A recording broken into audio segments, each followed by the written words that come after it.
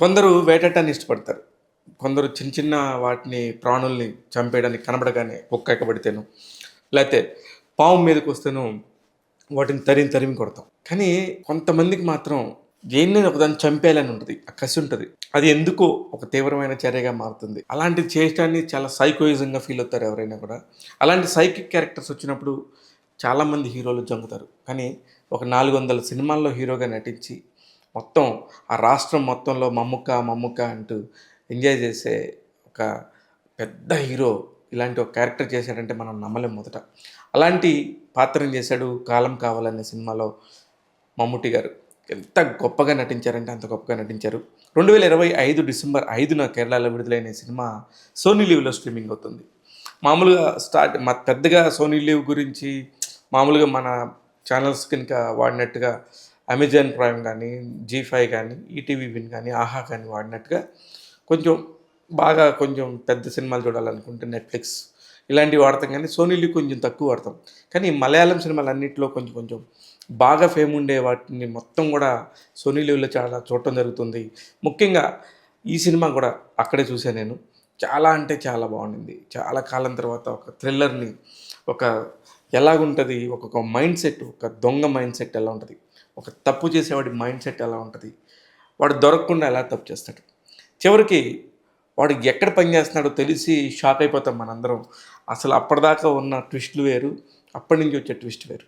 దానికి తోడు మమ్ముట్టితో పాటు మమ్ముట్టిని వెతకడానికి ఒక పోలీస్ ఆఫీసర్ పాత్రలో పనిచేస్తారు వినాయకన్. చాలా బాగుంటాడు ఆయన. చాలా పర్ఫెక్ట్‌గా ఉంటది. అతన్ని ఒక జంతువుతో పోలుస్తారనమాట. ఆయన ఆయన పనులు అలా ఉంటాయని. అతన్ని గద్ద గద్ద అన్నట్టుగా చూస్తూ ఉంటారు. ఊరికే గద్ద అనర్రా, ఏ విషయాన్నైనా ఆకాశంలో నుంచి భూమి మీదకి చూసినా కూడా ప్రతి ఒక్కదాన్ని అబ్జర్వ్ చేస్తాను కాబట్టి నన్ను గద్ద అంటారన్నట్టుగా ఆయన క్యారెక్టర్ ఉంటుంది. చాలా కీన్‌గా అసలు ఎవరు కూడా ఇంక ఛేదించలేరు ఈ క్యారెక్టర్‌ని అనే ఒక మైండ్ సెట్‌లో నుంచి ఎట్లాగైనా సరే ఛేదిస్తాను అన్నట్టుగా ఒక క్యారెక్టర్ వస్తది. అతను ఒక టార్గెట్ పెట్టుకుంటాడు.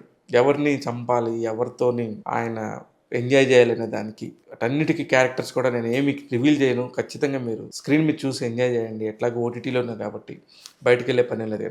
కానీ నాకు ఇక్కడ బాగా గొప్పగా అనిపించిన అంశం ఏంటంటే ముఖ్యంగా అతను 'జితిన్ కే జోస్' అనే ఒక దర్శకుడు ఇదంతా సైకిల్ లాగా ఉంటది. ఇయన్నీ కూడా ఎలా చేశాడనేది చాలా బాగా అనిపించింది. అతని రైటింగ్ గాని, అతని స్క్రీన్ ప్లే గాని. చాలా కొత్తగా చేశాడు. ఇక మమ్ముట్టి క్యారెక్టర్‌లో మనం చూస్తున్నంత సేపు మామూలుగా ఒక సినిమా లవర్ అయితేను, కొంచెం సినిమా ప్రేక్షకుడిగా బాగా అతిశయోక్తిగా ఆలోచించే వాళ్ళైతే తెలుగులో ఎవరు చేస్తే ఈ క్యారెక్టర్ బావుంటది? ఎవరు చేస్తే బావుంటది? ఒక పక్క మనకి 'మోహన్ లాల్' గాని, మమ్ముట్టి గాని అలాంటి పెద్ద పెద్ద స్టార్స్ మలయాళం నుంచి ఉన్నప్పుడు కొన్ని కొన్ని పాత్రలు చూసినప్పుడు వాటిని తెలుగులోకి 'చిరంజీవి' గారు 'గాడ్ ఫాదర్‌ని' ఇక్కడ మనం 'లూసిఫర్‌ని' 'గాడ్ ఫాదర్‌గా' చేయటం అట్లాంటి సినిమాలు వస్తూనే ఉంటాయి. ఇట్లాంటి టైంలో ఈ సినిమా క్యారెక్టర్‌ని ఎవరు చేస్తే బావుంటదనుకున్నప్పుడు నో వన్ కెన్. నిజంగా ఒక్కళ్ళు గూడా నాకు దొరకలేదు. ఒకవేళ వీలైతే వెంకటేష్ గారిని ఊహించుకుంటే ఓకే. వెంకటేష్ గారు చేయొచ్చేమో అనిపిస్తది కానీ, అది ఒక విలనిజం ఉన్న పాత్ర కాబట్టి మరి ఆయన ఎంతవరకు చేస్తారో అనిపించింది. అంటే ఊరికే జస్ట్ ఒక ఎవరు ఏం చేయరు. కానీ ఒక ఊహ వస్తే ఇలా వచ్చింది నాకు. అంటే అంత మంచి నటుడుగా అంత క్యారెక్టర్స్ చేయడానికి కూడా ఈ టైంలో గూడా ఆయనకి ఒంట్లో గూడా బాలేదని జెప్పి అందరికీ తెలుసు. హి ఈజ్ 70+లో ఎలా ఉన్నాడంటే మీకు ఒక 40 ఇయర్స్ కుర్రోడిలాగా ఉన్నాడు. నిజంగా నమ్మండి. ఖచ్చితంగా మీరు ఎంజాయ్ జేస్తారు. డెఫినిట్‌గా ఒకసారి కాదు, 2 సార్లు కాదు, 3 సార్లు కాదు. ఒక థ్రిల్లర్‌ని ఎంజాయ్ చేసేవాళ్ళు ఎవరైనా సరే ఆ సీజన్ అలా పెట్టుకొని చూడొచ్చు. అంటే ఒక మనిషి దోమని చంపితే వచ్చేటప్పుడు ఉండే తృప్తి, ఆ దోమ మనల్ని కొడతా ఉంటది. కానీ దాన్ని పట్టుకొని వచ్చి మనం చివరికి కొట్టినప్పుడు దాని బ్లడ్ ఇలా కనబడితే ఆహా! అనే ఒక తృప్తి ఉంటది. అది ఒక్కొక్కడికి ఒక్కో తృప్తి. ఇది ఈ సినిమా కథలో కూడా చెప్తారు. ఈ సినిమాలో కూడా. ఎందుకు ఇలా చేస్తున్నాం అంటే ఒక్కొక్కడికి ఒక్కో తృప్తి ఉంటది. ఇక్కడ ఇతనికి ఇలాంటి ఒక పని చేస్తేనే తృప్తి. అదేం పని, ఎలాంటి పని అనేది మీరు సినిమాలో చూడండి. డెఫినెట్‌గా ఎంజాయ్ చేస్తారు. చాలా కాలం తర్వాత చాలా మంచి స్క్రీన్ ప్లే అవకాశం ఉన్న క్యారెక్టర్. చాలా చాలా బాగుండింది. ఎక్కువ పెద్ద క్యారెక్టర్స్ కూడా లేవు. ఈయన ఎవరైతే మోసం చేస్తాడో ఆ క్యారెక్టర్స్ కూడా చాలామంది మంచిగా తెలిసిన మొఖాలే ఉన్నాయి. అంటే మలయాళం సినిమాలు రెగ్యులర్‌గా ఫాలో అయ్యే వాళ్ళకైతే బాగా తెలుసు. అలాంటి చాలామంది క్యారెక్టర్స్ ఉన్నాయి. చాలా బావుంటది. వెరైటీగా ఉంటది. ఖచ్చితంగా 100% చూడొచ్చు.